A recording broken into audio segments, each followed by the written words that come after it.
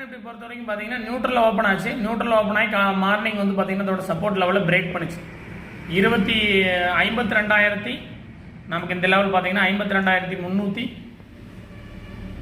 80 இந்த ரேஞ்ச் லெவலில் வந்து பிரேக் பண்ணிச்சு. அதுக்கப்புறம் வந்து பார்த்தீங்க அப்படின்னா வந்து சப்போர்ட் எடுத்திருக்கு. இப்போ சப்போர்ட் எடுத்து 52,500 ரெசிஸ்டன்ஸ் ரீச் பண்ணிச்சு. 52,500 க்ளோசிங் அண்ட் மூவ்மெண்டம் இருந்தால் 52,800.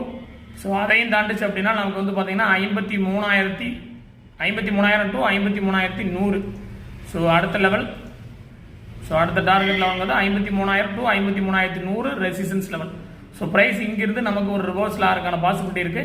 ஸோ இங்கிருந்து க்ளோசிங் அண்ட் மூவ்மெண்டம் கிடச்சா அப் சைடில் மூவ் ஆகிறதுக்கான வாய்ப்புகள் அதிகம். 52,500 மேலே க்ளோசிங் மூவ்மெண்டம். ஓவரால் அதை வந்து பார்த்தா புல்லிஷாக தான் இருக்குது. நமக்கு டவுன் சைடுங்கிறது 52,200 கீழே 250 இந்த ரேஞ்சுக்கு கீழே மூவ்மெண்ட் ஆச்சு அப்படின்னா தான் நமக்கு வந்து டவுன் சைட் மூவ்மெண்ட்.